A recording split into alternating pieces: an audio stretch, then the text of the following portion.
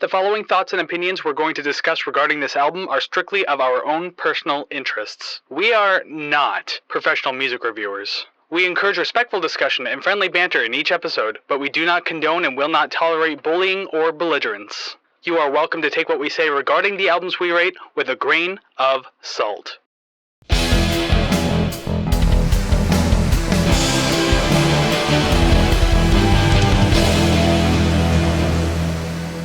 Well, hey there, everybody, and welcome to another episode of the Rate the Record podcast, episode 98. Oh, wow, so close.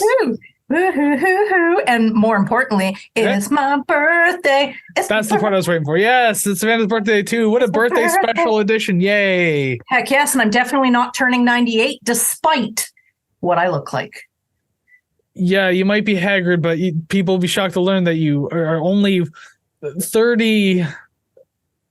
Well, I'll say it. That's fine. I'm always gauged as younger than I am. I'm actually 35, so yay. Fantastic. Damn right. I'm getting there one day, and by one day I mean next year. So I'll know how you feel soon. Your time is coming. Here, you know what? I'll even start the birthday off for you properly. Not only am I wearing a tie, which I never do on this fucking show. I look halfway presentable. I also poured a shot of scotch for you. I have a Rush beer with your Rush hat. Yeah, it's a Rush hat, Rush thing. It's like a party. We're like Rush fans, as if we're like foreshadowing something. I don't know what the hell that could possibly mean. But anyways, I'll say cheers. Scowl. That's Icelandic for cheers. Scowl. That's something I can do. You don't look a day over 64. I was unsure if I was going to have a beer with this. And then I was like, you know what? Rush. It kind of started the whole show, yada, yada. You've all heard the story. If you haven't, just whatever. But these were sitting on my counter. And if I keep making faces after taking a swig, it's because it is room temperature. So feel bad for me, please, and my poor planning choices.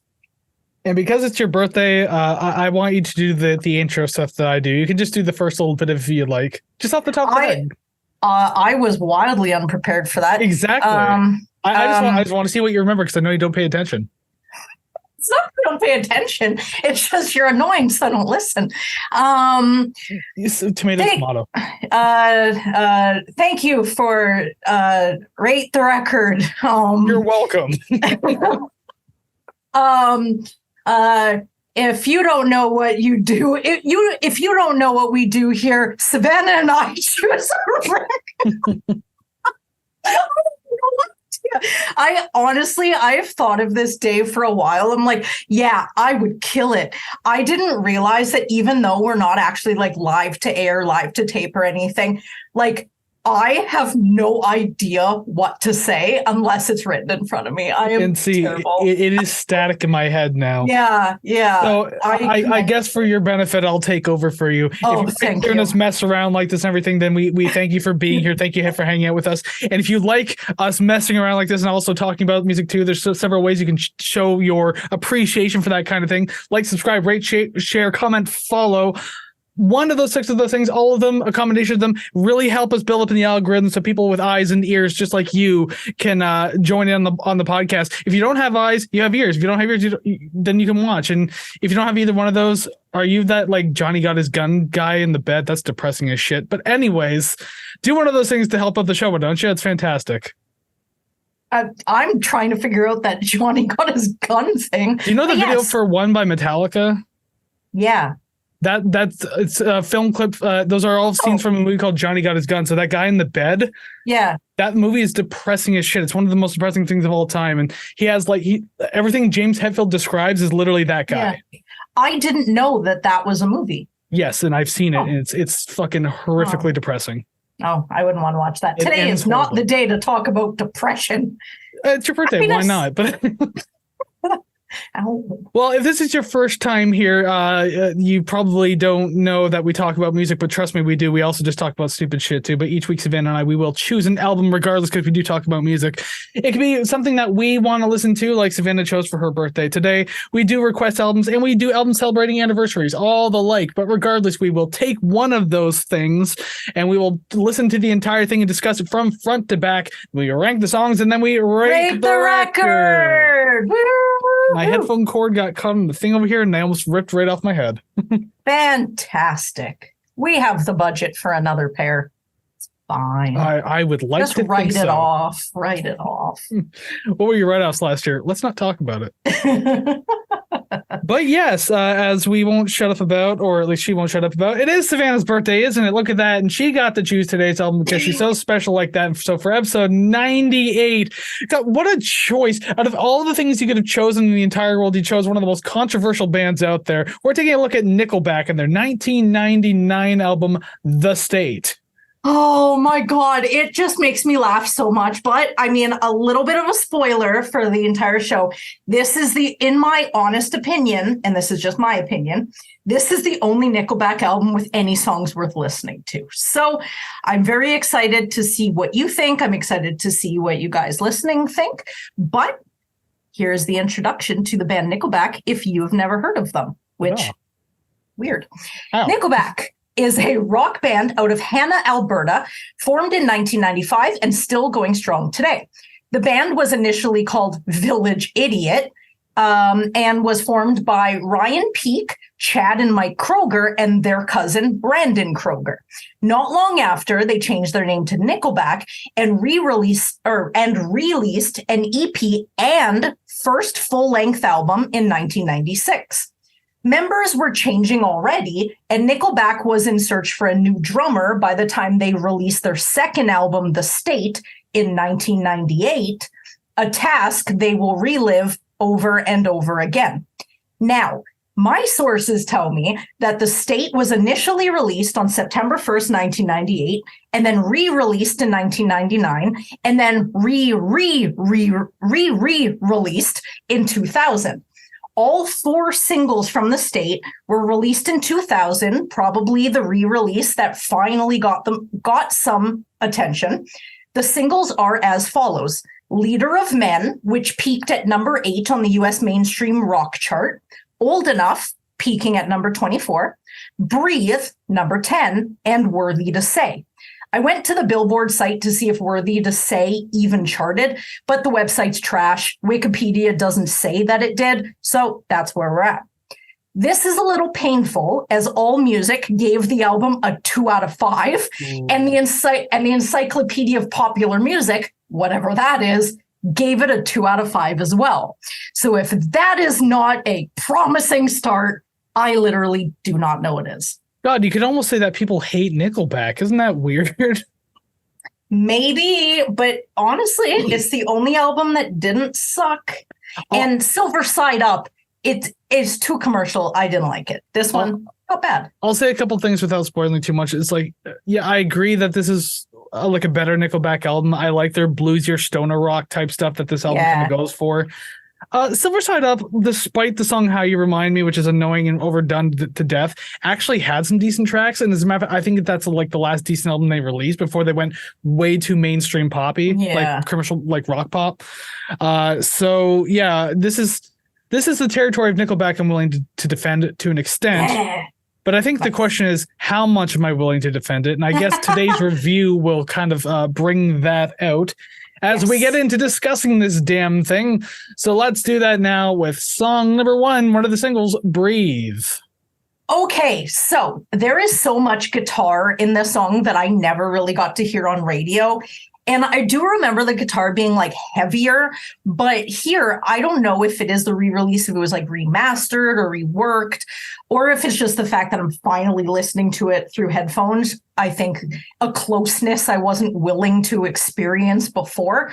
But I can hear like nuances and differences between the rhythm and the lead guitar. And it does help having them mixed. Each on one, like one on one side, one on the other. And that whole splitting of the, I guess, overuse of the stereo sound definitely will come up later on in the review. This was released in the late 90s, so every band loved to do that shit. Yeah. Some a little too much. Oh, yeah. Yeah, the guitar licks in this song are great. Like the runs between like the verses and choruses, I thought those were really fun. I thought that was cool.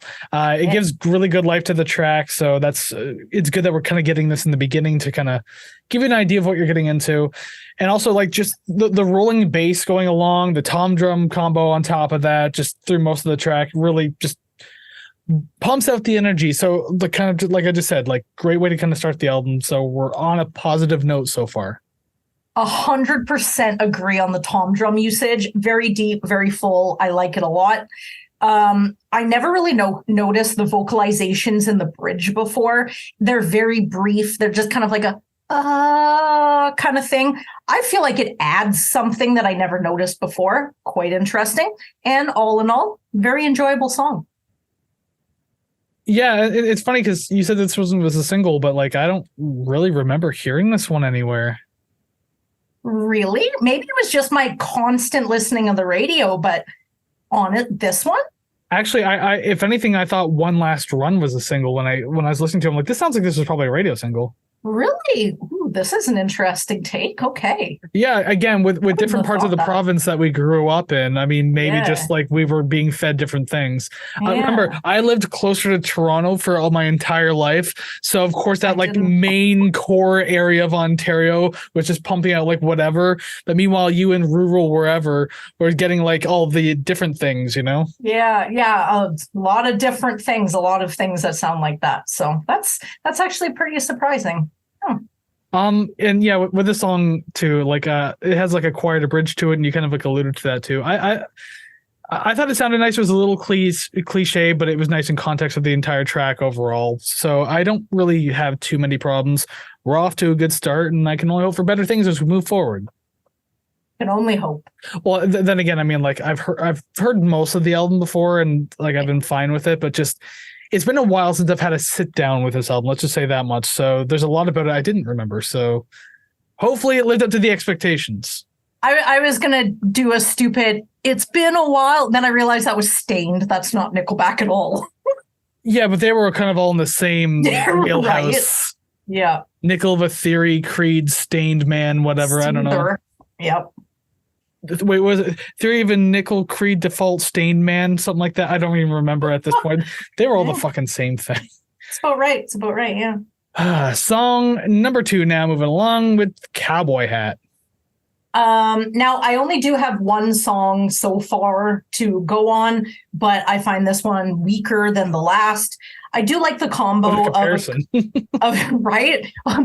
The other one sucked, but this one sucks more. I like the combo of acoustic and overdriven electric guitars, and that panning extraterrestrial effect on the drums. Just not it. It is not it at all.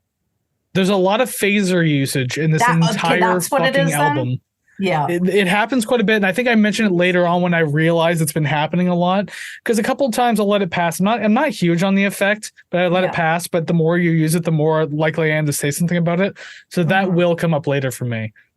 Interesting. I did mention that the song, like for a minute there, I thought we were about to like dig into like a weird like stoner country style vibe because it was a very low tuned acoustic guitar starting us off. I'm just like, oh, we're going to like stoner country here. This should be interesting, but no, obviously it picks up a little more. Yeah, and the chorus was a little underwhelming on this one. I don't know, as compared to at least the verses of the track. Yeah, verses just picked up a little more. It's not necessarily bad, but it's just not really doing enough for me at the very least. The song's fine. I mean, it felt like it dragged a bit. This one was just under 4 minutes long. If they kept this one like closer to say 3 minutes, I think it would have like held up a lot better. But still, again, not necessarily a bad song. So whatever, it's good. Just about the length, it may kind of relate to my note where it just says this feels undone. It's like 85% there. I don't know whether it needed like trimming, something new added to it, but I was like, I don't know, didn't care too much for it. I didn't really like that everything was stopped just to get into a solo acoustic guitar that kind of pumped the brakes for sure. And I was not a fan of the bridge. And that's it. When I hear solo acoustic guitar, I always remember that song, what's Touch, Stand, Peel or whatever it was by Days Touch, of the Peel, New. and Stand. Yeah. He was on Intervention. I feel bad for him. Oof. Well, I'm just thinking about the acoustic guitar solo in that song and how it's just kind of like, I know how most of the song's driven by acoustic, but like there's something so naked feeling about like a rock track that has an acoustic guitar solo. It's just like, this feels well, like you forgot to hit the pedal. Yeah, it's like you need something else behind it. And I know it's supposed to be a solo, so it's kind of like one thing shining, but you have to have something to sort of bulk it up, or else, it's like you're eating limp spaghetti one piece at a time. You're like, just give me the whole thing. Like, give me some substance. I wouldn't mind snacking on spaghetti like that over the course of 2 hours. That's great. Ew. Ugh. Hell no. But maybe they just did that because the song's called Cowboy Hat, so you had to get the yeehaw Western Alberta kind of mood, you know? Spaghetti Western, it all comes full circle. Then we have to end that right there. We go to the next song number 3, Leader of Men. And not a leader, not one leader of men, like not a gallon of men either. We're talking about like a strong, independent leader. So for the 4 singles, Breathe being one of them, you said that you don't really recall that one. This is another single. Do you recall hearing this one ever before this? On the radio, no, but I've heard it many times. You know, maybe on the radio, but like, because I don't know how else I would have heard about it, but like, I've known this one for a long time. I think it had a music video, so maybe that. Oh, I've not seen the music video. I wouldn't even recall it. I've seen the ones to like Old Enough and Worthy to Say, but I haven't seen Leader of Men. All right. Well, I do like in this one, I like the tension that begins by having an acoustic guitar and vocals, then it adds the bass and drums, and then bam, the whole band's in at 100%. I like that sort of that progression where you're not assaulted at the beginning. It doesn't feel naked by just having the acoustic guitar and vocals for too long. I feel like everything built up nicely and at appropriate times. Yeah, and I understand that, and I kind of hinted that in my own notes too, because I did say that this one feels kind of similar to like Cowboy Hat in a way, but the difference is being like this song builds for a while until you get to like that second half, and it becomes far more exciting because of that too. So that was nice, but I think the problem with this one is that it peaks far too soon. Yeah. Like it hits that grand peak halfway into the song. We still have 2 stanzas of lyrics to go. Mm-hmm. Where it's like not that you have to save it for the last second and just explode in that moment, but at the same time, it's just kind of like it goes nowhere beyond its peak in the center, which like I'm not necessarily complaining about that because it sounds great. I like it. I've always liked the song too, because it's always exciting when that electric part kicks in, and then the vocal harmonies that kind of come in too through the last couple of stanzas there. I thought those sound great. Like they're simple and it's kind of repetitive, but it's actually audibly pleasing. Mm-hmm. I like the way it is. So. Yeah, I don't know. It's fun despite the fact that there's not technically a lot happening in the song. Mm-hmm. So I like this song, but the vocal melody is so similar for the verse and chorus that by the time I realized I have no idea what the chorus actually is, the song ended. I don't think I don't think there is a chorus at all. It's like 3.5 minutes of me sitting there going, okay, I'm going to write about this bit. The fuck, the song's over? I don't ever remember it being like that, or it's just the fact that I'm critically listening to it and not just passively like I would have in the past. Yeah, there's no chorus. It's just like multiple stanzas of verses. Mm-hmm. But again, like at least for the most part, they're all different. And then in the second half, they kind of go back to repeating themselves, but it's like heavier. The harmonies are there. So there's more to it at the very least. And I've always kind of liked that. I've always found it more exciting. So they did that well, because I know other bands who don't do that very well. Well, good. At least we're getting some positive notes out of you. I really thought you were going to shit on this. So I'm very pleased so far. I do have a couple other ones. It looks like they're all positive. I like the guitar delay effect. I don't know whether it's just my love for the late 90s alt rock stuff or if it's actually done well here. I don't know, but I'm down for it. I like it. I like the drums, and I do feel like I'll be saying that again. Spoiler, I do. And I do wish that there was more to this song, but the music is still good. I feel like the music itself, like independent of the vocals, I think it stands up for sure. Even with Chad's vocals, I mean, like they match the style of this album pretty well. Yeah. And like in the popular stuff that they do, like in the future, like it sounds a little weird to hear his gravelly voice on all these like very like cliche studio made pop rock tracks. Yeah. But here, like I can imagine it, it's like this is stoner rock. So I mean, like his gravelly kind of voice, and he's not even necessarily a bad singer either, but just like his style and tone fit.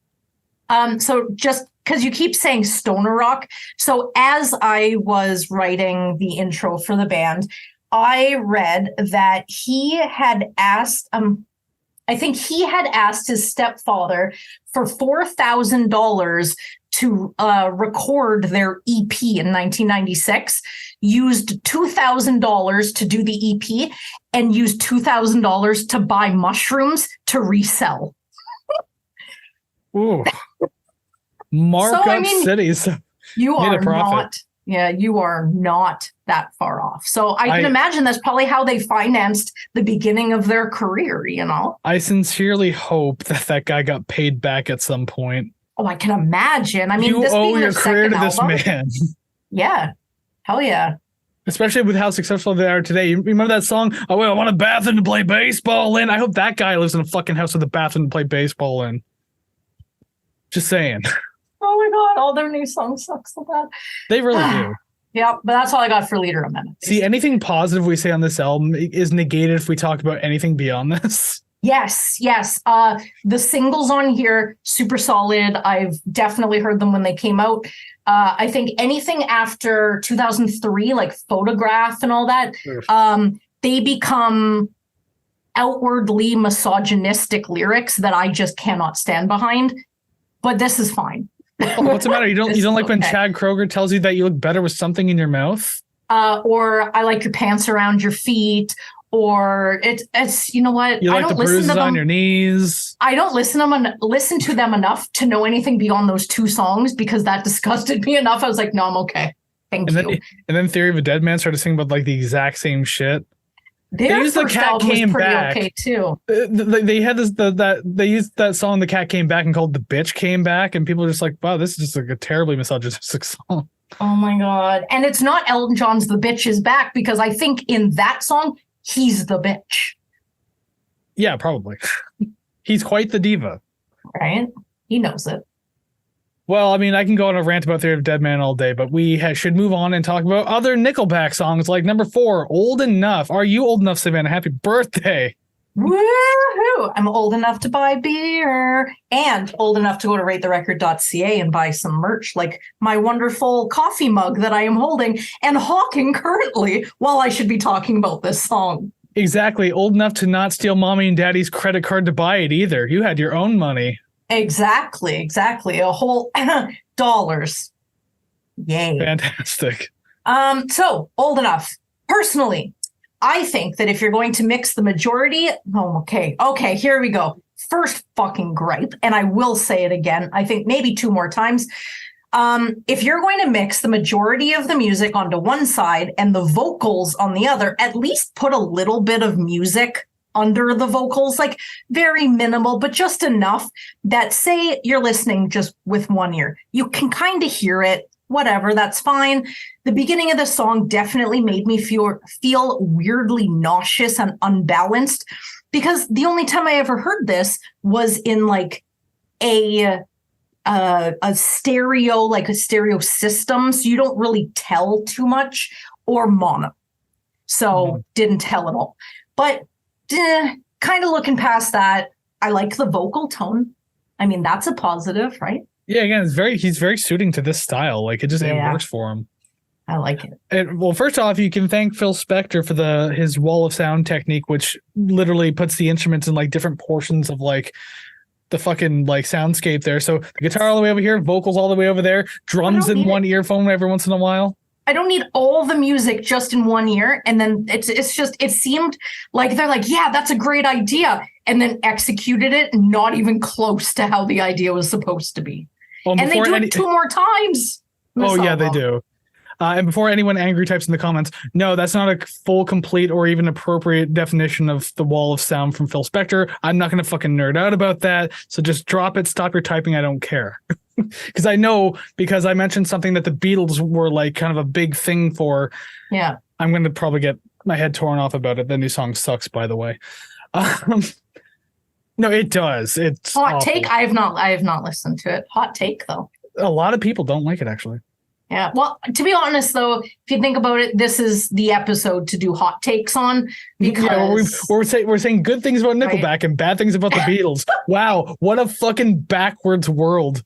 Oh, we're never going to see episode. We hit a rift and went to another fucking universe at this point. I'm wearing a tie. I mean, like, right? Holy shit. Okay, but back to old enough though, because there is music to be spoken of here. I did note that, like, I guess I never noticed how grungy that opening guitar was. Sorry, I got a lot of gas built up in my chest here. Yeah, I never noticed how grungy the guitar in the intro was, and especially like, yeah, it being hard on one side. But I don't mind the tone of it. It still sounds cool, and thankfully it doesn't last too long. So it's it's just like the intro.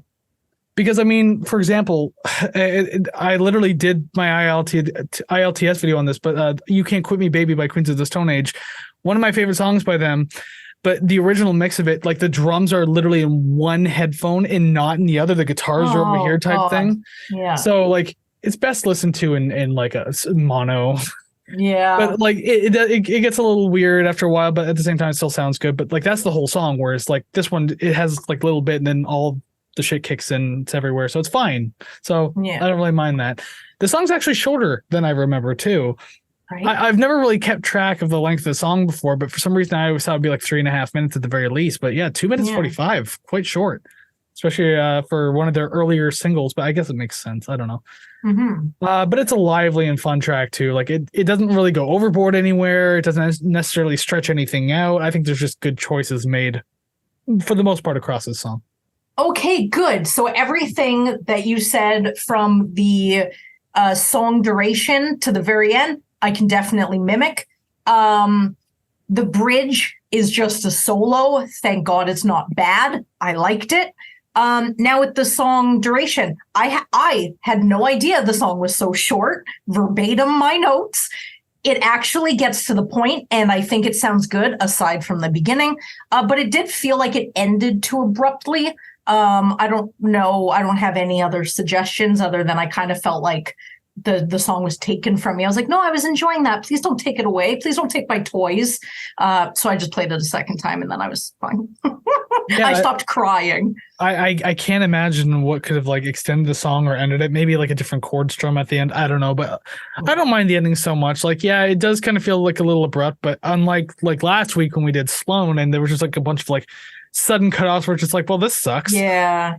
This one felt fine. I didn't really have too much of a gripe about it. Yeah. I just played it a second time. And I was like, you know what? That's a long song unto itself. We're happy. I have one more note about this song, and then I'm immediately going to jump to the next song because that note ties in with this one. So my final note just says, when I tell people Nickelback used to be good, this is literally one of the first songs that come to mind for me to say. But then song number 5, Worthy to Say, there was no transition there, sorry. This one, probably even more so, comes to mind when I say like, oh, Nickelback used to be good. Oh, really? What? Like how you remind me? No, fuck no. I'm talking about like Worthy to Say and Old Enough, you know? Like, yeah. So like these two songs, especially Leader Men being on top of that, I guess, like with the being 3, then 4, then 5, like, this run of 3 tracks is fantastic, and Worthy to Say it's like a good cap off of that, I guess. Yeah. And if this is a record, then this is obviously the end of side A. So like, wow, what an actual stack side A this is. Right. And I don't know if I mentioned that later on, but I definitely thought it as well, that they definitely front loaded this album. But this song in particular, okay, so I have 4 points. Well, I have more than that, but 4 altogether. Okay. I like this song for these reasons. 1, guitar ambiance. Beautiful. 2, an enjoyable chorus vocal melody. 3, the rumbling bass. 4, interesting and pleasing drums. I like it. Yeah, that muffled, almost like drum sample style of sound that they have in the beginning. It's just kind of like, yeah, this like weirdly EQ'd, slightly distorted kind of drum groove going through. And that drum groove's really cool too. I really like it. Yeah. It's a lot of fun. It's one of the more creative intros on the album. I can say that much, like very, very easily. It kind of reminded me of Temptation by the Tea Party. because that's also kind of like a very crunchy like drum. Technically, it is a drum sample too. That's literally a Led Zeppelin drum sample. That's hilarious because I mentioned the Tea Party later on. Well, I mean, they're both Canadian. They both they both peaked around the same. I can't say that Nickelback peaked. They peaked a little later. Yeah. But like they still gained prominence around the same time. So I mean, like that makes sense. Hell, Tea Party's first like real single wasn't until the year 2000, 99 or 2000, either or. Heaven Coming Down. I guess like commercially successful, yes. But they had like a bunch of ones that were really popular in Canada. Oh, yeah. I don't know really how well they broke out elsewhere. Although I do know that the singer Jeff Martin now lives in Australia, but I don't know how long he's been there because maybe they would have broken out in Australia. And then he's like, ooh, pay attention to me, and then moved there. So who knows? Well, I'm assuming for a handful of years, because when I saw the Tea Party, I think last year or the year before at the Sound of Music Festival, he had said he had just flown in and he was jet lagged. So hey, what a great show. And then I just saw Tea Party live about a week or two ago at Hamilton Place. And yeah, he mentioned being in Australia. He's like, you know what I miss about playing with my brothers, blah, blah, blah. And just went on about that kind of stuff too. Yeah. And he also mentioned by his own mouth that yes, Heaven Coming Down was like their first breakout single, and then they played it, and then they did this huge middle section where they played a U2 song, With or Without You. They played that in the middle of Heaven Coming Down, the entire thing, and then they finished Heaven's Coming Down. Yeah, they did a few. They quoted some Tool in one of their songs. Yeah. They did U2. They did Paint It Black. They did one of the songs they did in like the middle. It might have been for Save Me or something. They did Bob Cajun by the Tragic Wave. They did a weird combination of things, but it was an entertaining show. Before we jump back to Nickelback, I do have one more question about the Tea Party. When you saw them recently, did he break out the theremin again? No, he broke out the bow for his guitar. Ooh, fancy. The last two times I've seen them now, he brings out that like the Jimmy Page style bow with the electric guitar. Yeah. He's doing during Save Me too, because like, you know how it sounds like he's kind of using one in the song, like when you hear this quick guitar part, but when everything's kind of slow down and quiet. Yeah. He's literally just using the bow on the guitar at that point. So after this, I'm going to listen to that album. It's so good. Anyways, moving on. Yeah. So for Worthy to Say, as I already said, that I do like the overall atmosphere and like that starts out the track and everything, especially because the drums, that's really cool. The wavy and playful guitar is really nice. It's like everything feels good on this one. So it's like a very solid track on the album. The chorus is especially bluesy too. I really like that. It feels very fitting to everything going on, especially the style of the record. But this one just kind of like nailed it. I think it's fantastic. And a lot of that is actually in Chad's vocal presentation. In the chorus too. Just there's something about it that feels like extra, just maybe a little extra, but it works here. I like it. I'm not gonna complain too much. He does some like throughout the whole album, and I've only noticed it a couple of times, but he does kind of like I don't know, like flourishes at the end of words. It's kind of like a Mariah Carey kind of thing where he sings Worthy to Say, but he goes, worthy to say, and I'm like, I love damn worthy to say. Yeah, it's like I imagine him with his finger on his ear, with his finger pointed in the air. And no, that was him singing Hero when he's like, ah. I will never, ever, ever forgive them for doing that song. It was huge. So, doesn't mean it was good. Even the bridge is enjoyable, and I think it makes complete sense. And in all caps, I wrote, yelling clearly, is that a shredding acoustic guitar? Nice. It doesn't. Acoustic. Yeah, there's some part of it. I think it would be in the bridge because it was after I mentioned the bridge. But there's like acoustic guitar in this that I never ever noticed before. That was cool. I liked it. There's acoustic all over the album, so I guess I wouldn't be too surprised. But I guess I might have missed that, like a shredding acoustic. I'd have to go back and listen. Yeah. Well, maybe not shredding, but it's shredding for what you think an acoustic guitar is capable of. I suppose, but I've heard literal shredding on an acoustic. It's weird, but I've heard it. Fair enough. I have one more note, and it actually has to do with the guitars anyways, because I just said like I do like the different layering of guitars like sprinkled all over the place on this song. It's a really nice touch. Like it's just in both sides, and they're both like, especially in like the atmospheric part in the beginning, like you kind of hear them doing their own little things and they're echoing and everything like that. So I think that's cool. Yeah, and then the guitar, like the guitars in the chorus are really cool. You can hear I guess you can hear the acoustic kind of doing like its own like little run. Maybe that's kind of what you're alluding to as well. Like I think it's great. And yeah, it's just like a lot of textures I never really originally noticed. So I appreciate that now that I'm listening to it in headphones and be like, oh yeah, listen to that. Right? Right? And they're just like brand new things. I'm like, this is awesome. Now, I know that a band has to evolve, but if they could bring back like the late 90s sound that they have here, that would be great. Thank you. Oh, they'll never, ever since Burn It to the Ground got them really big too. Oh, they were already big at that point. When people fell in love with that, it's like, oh, this is our sound now. It's like borderline metal, like pop metal, something, you know, like. So this is all we know. This is all we do. And that was Monday Night Raw's theme for how many years? I don't know. Burn it to the ground tonight. I'm glad I didn't watch it that time. I think that was around the time I stopped. Like there was a brief time when Nickelback, come out of here. There was a brief time when I started watching again for a short amount of time. Then I stopped again, then started again. Now I'm in that stop thing again. But I think I'm at a point where I'm not going to go back. Yeah. I'm just like, I think I've had my share. It's fine. But yeah, you probably won't hear their blues rock stuff ever again. Well, that's unfortunate because I was really digging this. You certainly were, so I hope you can at least dig the next track then. That is what song number 6 indeed is. Hell yeah. Now, I think maybe first 4 bars of this, immediately I thought that if I had heard this when this came out, this would have been my favorite song on the album. Wow. I was 10 or 11. So it's like anything heavy, you're like, yeah, I'm so angry. This is awesome. So I would have loved this. I like the guitar tone, but I don't know how I like the bass tone, especially when they feature it a bit at the beginning. I don't know if it's that phaser thing you were talking about, but I fucking hated it. I kept listening to it going, well, maybe it was just my first opinion. Well, maybe I don't appreciate it.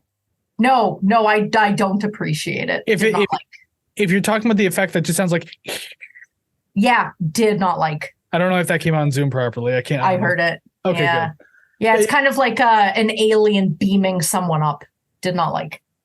Yeah, it starts as a tight sound and then kind of like goes outward like this to like a lower pitch sound, or it can go the other way too. Put it on a bass. They put it on multiple instruments in this album. I'm surprised they might have even done it on vocals. I just didn't pay attention. I don't know.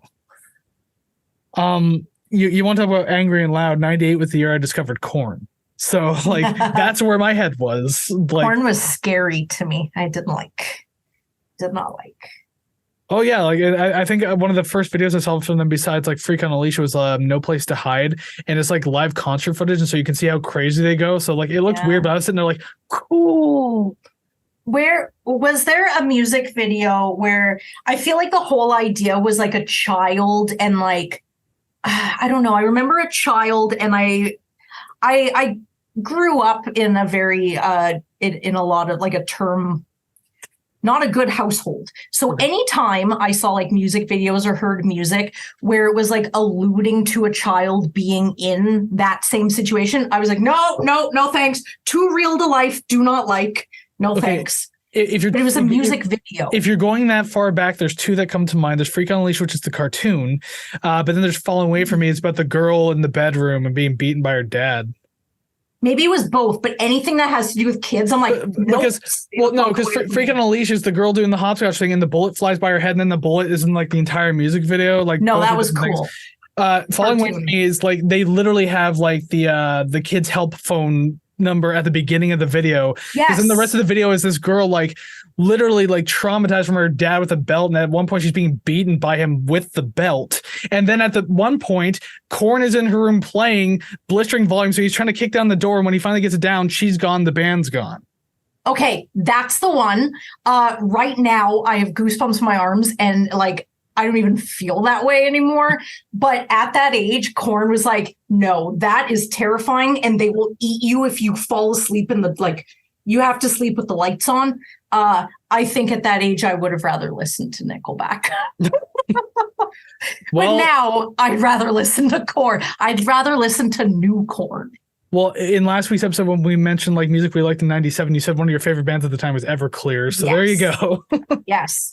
My favorite song on So Much for the Afterglow, track 8, the only instrumental. So if that doesn't tell you something now, El Distordo de Melodica.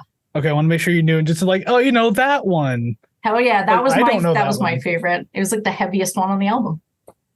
There you go. Well, I mean, there you go. It gets heavy there, but again, that's when I found like Korn and Ozzy and stuff. So that was me. Yeah, interesting. Still talking about digging this. I just want to make sure I'm not going to reread some of my notes here. Oh, actually, no, I haven't even said anything about this song yet. Holy shit, we just went on Tangent City there. It's your birthday. We're allowed to. Yeah, just cut it all. It's none of it's important. Maybe it's a Ko-fi thing. I don't know. So yeah, if you're hearing this now, then go check out Ko-fi for bonus content. Why not, right? I felt this was probably the most 90s sounding track on the entire album up to this point. Yes. Like I originally I thought that was like old enough. Maybe that's just because like I remember back from that time, but like hearing Diggin' This, I was just like, oh no, this sounds like the 90s. Like this sounds like it was written like probably late 97, then recorded much later. I'm getting a lot of hiccups when I talk too much. Yes. So go ahead and talk for me. Oh, okay. Well, I have nothing to say about the things you said, so I'm just going to change the subject completely. The vocals seem a little quieter and buried, which does make the music more enjoyable because it's at the forefront. But I can tell that the vocals kind of lack a little bulk. I don't blame the performance. I may blame just a little bit of production, maybe just bring it a little forward, turn it up a little bit, maybe layer it. I don't know. If I was a producer, I probably would be able to speak a little bit better about this stuff. But that is how I felt. And the main guitar riff sounds great in the chorus, and I could listen to that on repeat. I like that. I will jump on your note about the production because I do say that the overall composition feels weaker in this song. Like there just wasn't enough that's really holding it together. There's not enough glue in this track. Let's just say that much. Yeah. The pre-chorus is probably the most interesting part of the track to me, and it's obviously it's very short. So other than that, there's not like a whole lot to go on until the bridge happens. I do like the bridge of the song. I thought that was pretty good. This song felt like a long 3 minutes. I'll say that much. It's not necessarily a bad thing, but this one may have stretched, which is always interesting to say that about a song that's typically shorter. Yeah. Some minute 30 songs, you're like, oh my God, that took forever to end. And then some 7-minute songs, it's like, oh, it's over already? I was really enjoying that. So I don't know. I didn't notice that it felt long or anything, but speaking of the bridge, I really, really enjoyed the slowdown before the bridge, I guess before the solo. It sounds, for lack of better term, thick. It just sounds thick.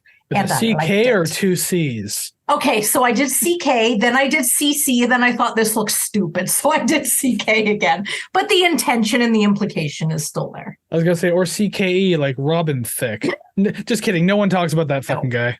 Alan Thicke only. Which one is he again? He was on the show Step by Step on ABC, and I know nothing else that he has done except for that show. And I didn't watch that. I know Step by Step by New Kids on the Block, and that's about it. And Alan Thicke was not in New Kids on the Block. We are so out of touch. And yet we grew up in like the same time frame. It's so strange. Like I'm pretty sure I know the show Step by Step. I didn't watch it. Yeah. It's kind of like Party of Five. Baby. I didn't watch Party of Five either. Yeah, me neither. But TGIF, baby. Oh, yeah. Talking about the 90s, we're getting a little deep with this one, huh? Song number 7, Deep. That one wasn't as good. See, whatever, I'm trying. Okay, so I don't have a lot about this one, and I don't think I have anything positive. No, I do not. So we're just going to run right through them, and hopefully that your notes erase everything I've said. Sounds like a rehashing of a bunch of different elements from other songs on this album. I like the drum and bass deepness, but there's something about the vocal melody that gives me worthy to say. feels longer than it really is. I couldn't really latch on to anything here, and it feels like one of the last songs that they either wrote or included. And that's it. Maybe, because it does feel like kind of a filler track. Like, again, this one doesn't have too much to kind of like go along with or anything like that. Yeah, because like this song has like a lot of lower or deep tuned guitars. Anyways, it's definitely more of a sexier and seductive sound that they got going on this one. So I could say like, like sketchy strip club type music. So I'm digging this. There's another one right there. Unlike the last track, stabbed at it. Anyway, I don't know where I'm going with this. You kidding me? This song does feel like it's like a bit of a clumping of the previous tracks as well. Like you got a little bit of everything in there. Nothing really stands out, not much to grab onto. And towards the end, it's funny because you hear this very bassy, reverbed kick drum once in a while come in the back. And I get it. It's a deep kick. Haha, funny again. Anyways, it wasn't needed. Yeah, I agree. I got nothing else. I wasn't necessarily trying to be funny with that because I think they were just trying to be funny by doing that. They probably got really high and thought it was a funny idea. It's a deep kick, dude. Put it in. We're laughing now, and then they listen to it like literally a year later, like, huh. I just imagine a studio full of seals, and it's just like they're talking to each other, like, yeah, and then they look at each other and then just start clapping, and then that's how this album's made. Maybe it was. I don't know what the production cycle was like. We weren't there. By a bunch of Atlantic seals. No, it had to be Pacific. They were closer to the ocean. Are there Ocean. Seals in the Pacific Ocean? This makes there me sound is so now. Stupid. Okay, fantastic. There's a whole new breed of seals in the Pacific, specifically closest to Vancouver. So they were imported from Vancouver, BC to Hannah, Alberta, or where the hell they recorded this album. Yeah, probably Vancouver. But either way, those seals are probably dead now. They only had one last run. I was going to say, I have no idea how long seals live for. The only seal I'm aware of is still alive, and he's still touring. I knew you were going there. Of course, it's an easy joke. Why not take it? Oh, anywho. Song number 8, moving straight along, One Last Run. Speaking of One Last Run, it honestly feels like they've run out of steam. I like the tempo and the constant downbeat. I find the chorus weak.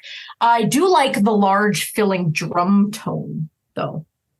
I'm just going to keep complimenting the drums. Well, that's fine, because actually a bigger compliment I have about the song, the drum groove in the breakdown in the middle of the track is super solid. I like it, because other than that, like, the drums are pretty straightforward. Yeah, but it's got a very cool groove in the middle. I love that. It's not the best you'll ever hear, but like, I'd be lying if I said like I didn't give it like that sour face of appreciation. The one we go, ooh. Yeah. Like the Patrick Bateman face. Yeah. Like, that's the face. When I heard that, I was like, ooh, yeah, that's good. I like that. Ooh, yeah. Cream of the crop. Cream will rise to the top. That was for your birthday. There you go. I had to throw Macho Man in there somewhere. Oh my God, that's fantastic. I do just want to mention this. This has absolutely nothing to do with anything. I came across this TikTok, and I'm pretty sure that they have me pegged completely. This woman made a Randy Savage, what is it called? Stained glass. Oh, okay. And it's him doing this. That is fantastic. And I'm pretty sure that's what she named it, Cream of the Crop. And I'm like, I love this so much. Because he was like doing this when he's holding like the little cream thing, right? So if it wasn't $400, I would have it by now. Puts it on Mean Gene's head, put it on his own head, and he spins around. Is that the same one where he had this kind of random freak out when he's like, wow, yeah, wow, and just like runs off screen? That literally could be any time anyone interacted with him. There was like one particular one where he just like, he was in the middle of talking, just stopped. He's like, wow. Yeah, it's probably because the coke started hitting real fucking hard at that point. I love him so much. Oh my God. Rest in peace, buddy. Mm-hmm. But yeah, with this one, I do like the pickup and the pickup and pace and the energy. It definitely got back on catching my attention again, so that was great.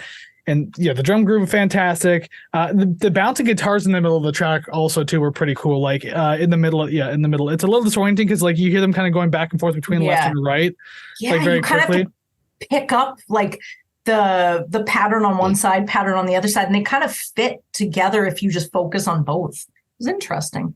Yeah, there's a few bands that have done stuff like that, and I think it's pretty cool when done properly. I like it here.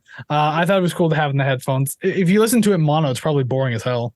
It just sounds like a choppy guitar at that point. Yeah, but this one was a lot more fun than I remember it being. So I mean, because again, I said a while ago, I thought this one was like a single because I do remember hearing this a long time ago.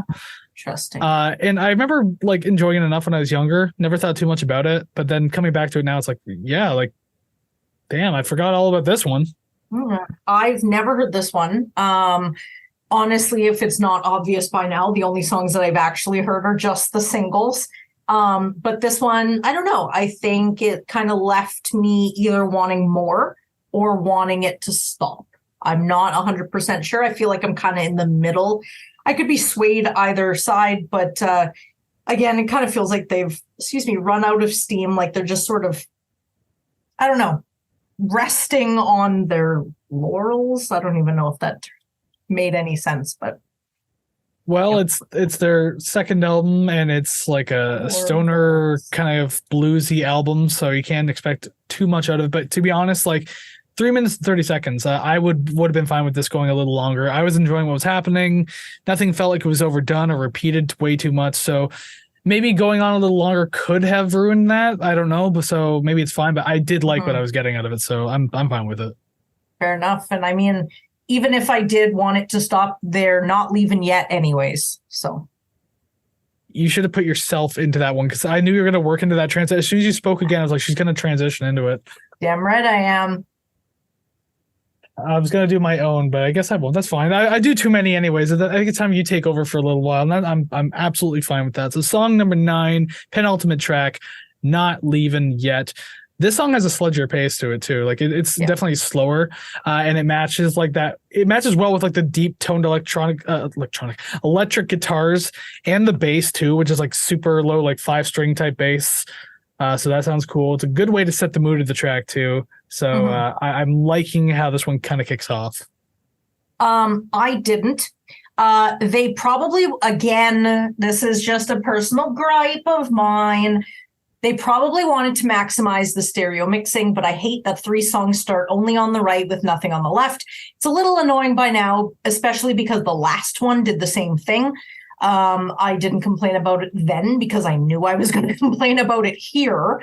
But 2 songs back to back that do the same thing. It's kind of like, okay, like, don't you guys sound a little uninspired. So that was kind of annoying, but there is something about the upspeak tone in his voice at the end of every verse line that just pleases me to the highest degree. And I don't understand why, but it's like, there's one line that I noticed he didn't do it. I'm like, hey, because I thought it was going to end. And then he kept doing it. I was like, okay, this is fine.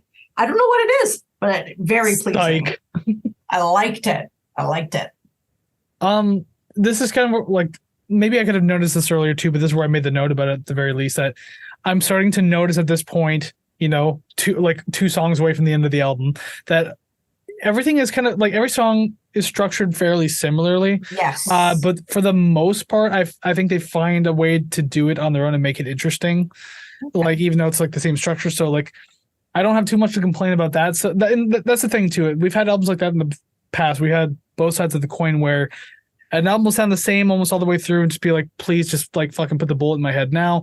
And then other ones where it's just kind of like, this one sounds the same, but I'm having a good time. So, I mean, I'm not so bad about it.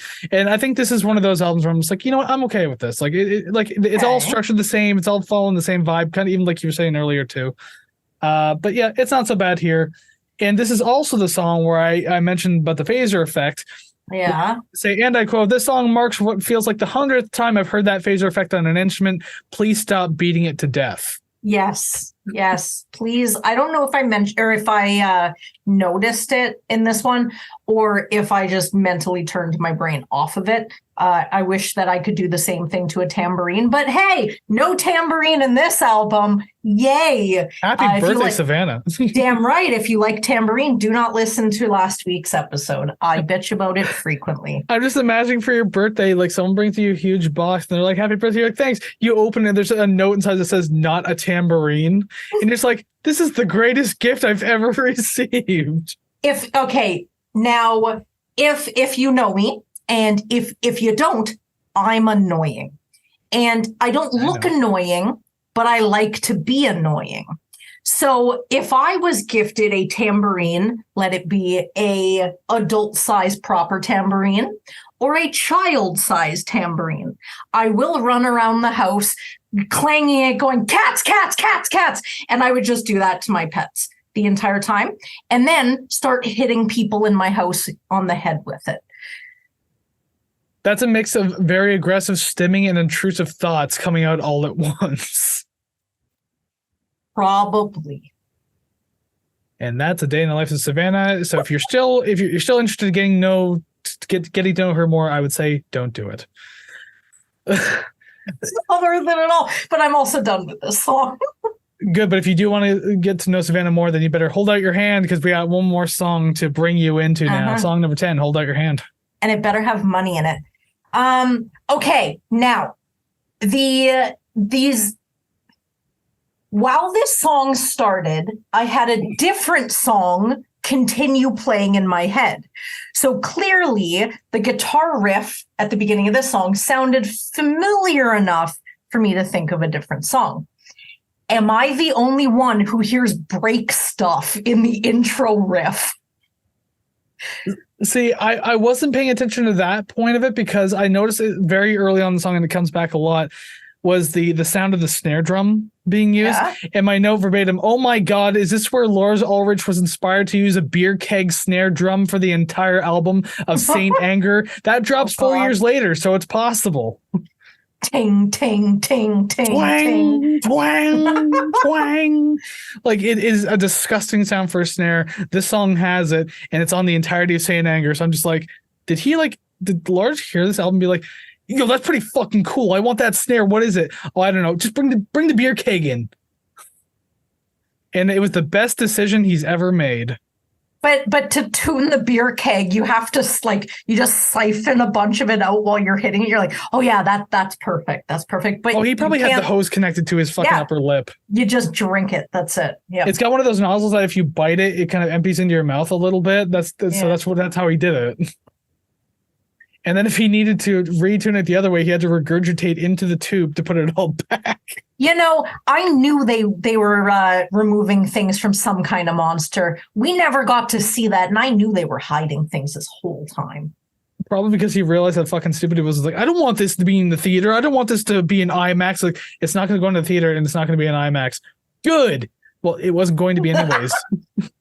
Yeah, because I said don't do it, you fucker. Stupid fucker. Anyways, I hate our fans. They both part ways going, idiot. Anyways, I have to go sue a fan for $1 million for downloading a single song in Kazaa now. Oh my God. And then he said, hold out your hand, as he completely stole the money. Anyways, I only have 2 more points for this one. This one clearly was my favorite. I didn't have a lot to say about it, but new sounds. We're getting some new sounds. The bridge, very Tea Party, kind of has like a, I don't know. I don't know what the hell it is. Kind of, I have no idea how to describe it. All I thought was Tea Party and like the ethnic instrument sounds that they bring in. So that's kind of what I got from this. Really, really liked it. And it definitely caught my attention, because by now I'm a little fatigued of this album. But I really like that they offered something new. Unfortunately, they were kicking me out, and then the song ended and I was sad. The album ended and I was sad. I'll jump onto your Tea Party note in a minute. Because first I'll say, like, at least with the vibes in this song, it kind of gave that idea of like an album closer. Yeah. They were definitely on display here, but there's still nothing too grabbing about this track that we haven't gotten already. So it's nothing fantastically special. But yeah, that middle portion there, I did make a note about that, talking about like those 2 dueling guitar riffs. And I think it was just like an acoustic on one side and an electric on the other, and they kind of started shifting the volumes a little bit on them. Oh, is that what that was? I liked it. And it was just the scales they were using too. Like, I'm not certain with this. I'm not really good with scale names at all, but like, yeah, it sounded like they were using a very particular scale, so that's why it probably gave it that like different sound, like the Tea Party's known for using. I think it's super cool. I think it sounds fantastic. They're doing their own thing, but yet they match up so well when you listen to them together. So that just kind of goes to show that there's like really great chemistry. So I like it. Pretty decent. Not the greatest ending to the album, but at the same time, it's not the worst choice either. Fair enough. And I mean, that's all I got to say. That's it that I have for that one. But I do want to mention, now I don't believe that we are doing or we are counting Leader of Men acoustic version in our review. It was released on the original 1998 release as per Wikipedia. The only change when it was re-released was that there was a spelling error on it. It wasn't added, wasn't deleted. It was always there.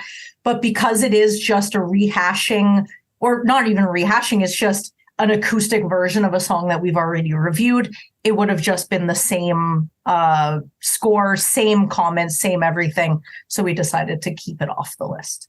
I think my score would be a little lower only because like it sounds more exciting with the electric parts in it. Like when those finally kick in, I think it feels better. So we're not dealing with the acoustic one. We're just going with the one that's on this version of the album, which is the one that we talked about earlier. And with that said, that brings us to the end of Nickelback's The State. Oh my God. I mean, I listened to a Nickelback album today and I didn't immediately headbutt a knife. So that's saying a lot. Oh my God, it actually was a very quick review to do, only because out of the 10 songs we did, I already have heard 4 of them. So that's 40% of the album pretty much done. I've listened to the song once or twice, that's it. And the other songs, they were very straightforward, not too crazy. And it was actually a very enjoyable listen. It was like 35 minutes altogether too. Yeah, despite what my score might say. Well, we're going to find that out soon enough because first we got to rank the songs now.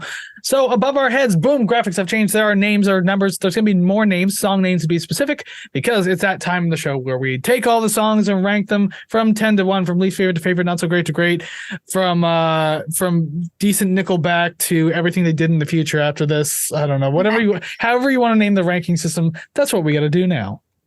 Fantastic. Okay, so I think we're going to get this started.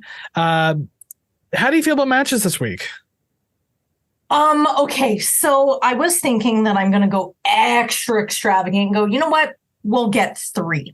Ooh. I am confident that we are going to get at least 1 because we were agreeing on certain things that I didn't think you'd pick up on.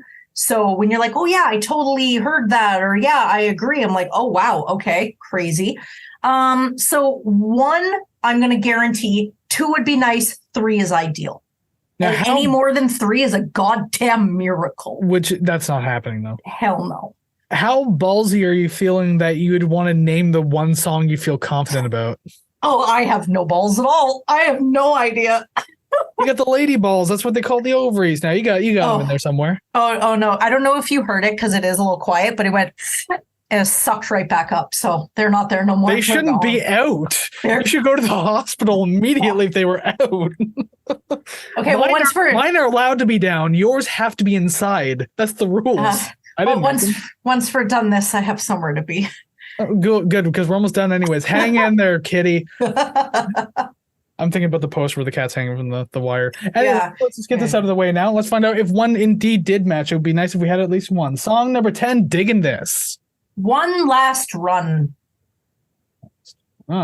Good start so far. Song number 9, Deep. Thank you. 1 guarantee, and it was right at the beginning. I actually had that one marked as an X. Mwah. Yeah. Mwah. I'll take my flowers now.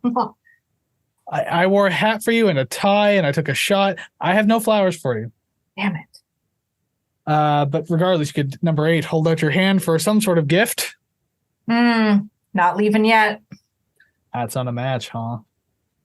Not leaving. Not Levon Helm yet. Number 7, cowboy hat. No, it's a Rush hat, actually. We got 2? That's awesome. Yes. Damn right. Okay. Interesting. I'm so pleased. Hey, happy birthday. But not this one. Number 6, Not leaving yet. Hold out your hand.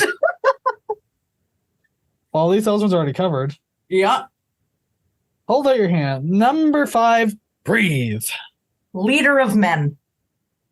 I'm just thinking of Breathe by The Prodigy. Oh, Breathe with Faith me. Hill. Down, down, down, down, down, down, down, down, down. If you're old enough, you'll remember that one. Song number 4, Old Enough. Oh my God. Number 4, Old Enough. Wow. Extravagant, huh? I'm so excited. What if we get? Can we please emphasize to people that we did not plan this for your birthday? What Like, if we I get know this seems too perfect. This was not like done in advance. We didn't set this up as a fucking bit.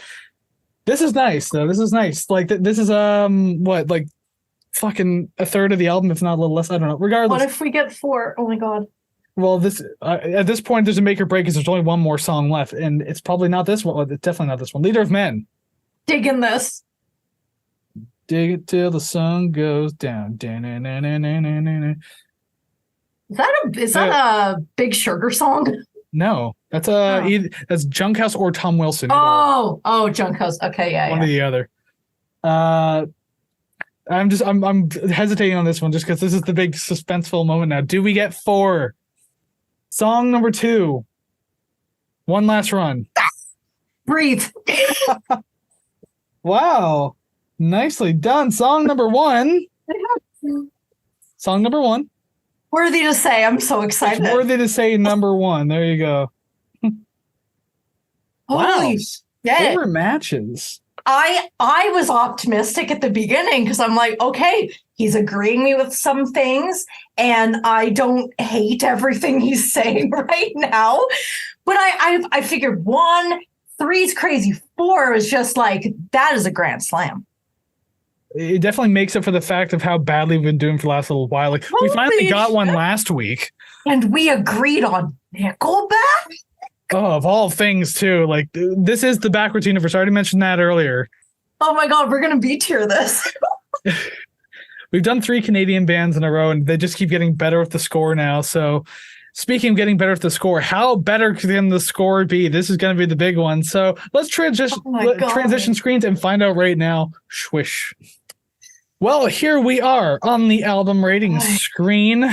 It's the big birthday episode. So, is it a birthday B tier bonanza, or could it be an amazing A tier, or a credible C tier, or a downright devious D tier? I'm trying just to be entertaining right now, but it's working.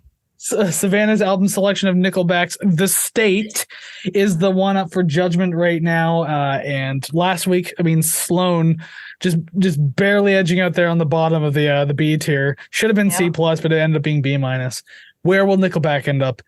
And it's your birthday, so I suppose I'll have to go first for this one. Please. I went first last week too, but this one's a different occasion, so I guess I'll have to. So you were kind of like hinting off camera that maybe you weren't as fond of this album as our matches might have insinuated. Yeah, as a whole, for sure. Me, on the other hand, I flabbergasted myself because I'm sitting here like, did I just score a Nickelback album high? In which at least it's The State, so I don't feel so bad about it. But goddamn, if I didn't A- tier the shit at 81 even. Dang, excuse me. Went the opposite direction, 61 even. I did. I feel like an asshole. Yes. Because what B proper, where does that start? From 73.34 to 76.65. Okay. Well, it's straight up B tier as fucking tradition. 74.9. Couldn't even break 75. The songs I really liked, and the songs I wasn't fond of, I probably wouldn't listen to again. Well, you've walked us directly into the B tier, of course. Of course, hand in hand. And I thought I was doing ourselves a favor by making it an A-, but I mean, look at you doing things. It's your birthday, it's your album. You can cry if you want to. I will. It is indeed in the B+ tier at 77.95. Oh, wow. I am so sorry, Mr. Bowie. It is better than David Bowie, but Cynic is better. Better than David Bowie. Overall, I did like with the statement David Bowie's better than Nickelback. That's true. Nickelback's better than David Bowie. I disagree completely. Those two albums, as much, I don't know. This one was fun. I love Scary Monsters. Fuck, that's a weird one for me. You said 77.9 something, right? 5.95. Yeah, I thought maybe I misheard. Maybe I could place it different. No, it's before David Bowie. Yeah. That's fine. I guess that's fine.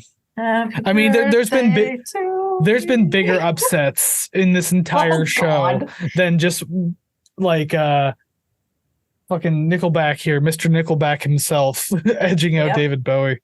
But I mean, a positive note, we can't do another Nickelback song for at least another season. So, yay. It's going to happen. I feel it. Someone's going to do it. I'm going to do something stupid or someone's going to request it. Yeah, I guess that's part of the request form, huh? I guess you can do that. We technically don't have to say yes. That is true. The request denied. But you already did the Nickelback album. One only. That's it. Yeah. It's in the special provisions. Well, I mean, oh God, another B tier album. I told us a few episodes ago, we need one more A tier album in order to break our most A tiers in one season record. Yep. We're tied with it right now. We need one more. Two more shows? We have 2 more episodes. Yeah. 99 and 100 are on the way. Woo. I wonder. It's going to be one of those big ones, I think. Yeah. But, I mean, in the meantime, I can at very least look you right in the eye and say thank you for joining us today on this episode, on Savannah's special birthday episode. If you made it all the way to the end of a Nickelback episode, you have a lot to question about your life. But regardless, we're grateful that you're here. And if you liked what you see and or heard today, and you have your own opinions about the album, let us know down in the comments below, because we're always curious to hear it. And there's comment sections everywhere, too. What did you think about the album? How would you rank the songs? How would you rate the record? Do you agree or disagree with us? Why is Nickelback the best band in the entire world? Why are they the shittiest thing to happen to music since fucking the Shags? I don't know. Like that's a really obscure pick right there. But regardless, well, you never heard my pal Foot before? No. Anyways, I'll give you some homework then.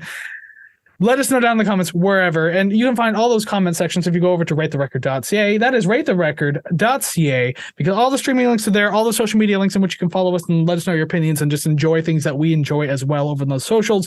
Joining the RTR Club for $5 a month, getting a bunch of bonus stuff, which is fun and cool and awesome, and cool people do that.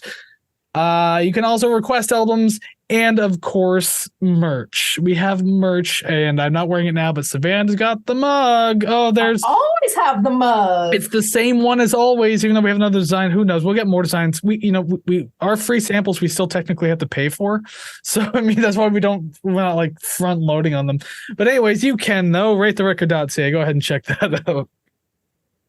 I have nothing else other than thank you for celebrating my 4-match birthday with me. Very, very excited. And I don't think I could have planned this episode to go any better than it already did. So thank you for joining me. Thank you for joining us. Yeah, I mean, just off camera, you were saying, I don't think we can convince anyone that today wasn't made up, like that we didn't plan this. Halfway through reading you, like, my order, I was like, how do I show that I'm reading my list and I'm not manipulating it? Like, when something goes so well, I'm like, there's no way I can convince somebody that this actually happened. But I'm so pleased and I'm so excited. Well, hopefully we can do it in future episodes. And I mean, there's only 2 left for season 5, by the way. The countdown is on to episode 100. But before we reach episode 100, we do have an episode 99 next week. So I guess I'll give you a little sneak preview what to expect. I'll say this. Funny enough, Savannah chose the album, but because she's already done 2 intros in a row, I have to do next week's album, despite the fact that she chose it. But it's okay, because I like the band, and I'll tell you this much. It is an 80s band, and the singer has a very iconic head of hair. And no, Savannah, it's not Flock of Seagulls. Damn it. Come on. I want to pick the 80s one-hit wonders and force you to listen to the whole album. Now, once again, you chose next week's album. So there you go. And just a spoiler on your spoiler about next week's album, I've never heard it before.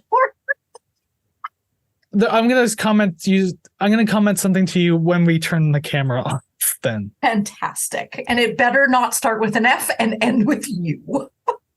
Don't tell me how to spell things. It's a good thing I'm dyslexic.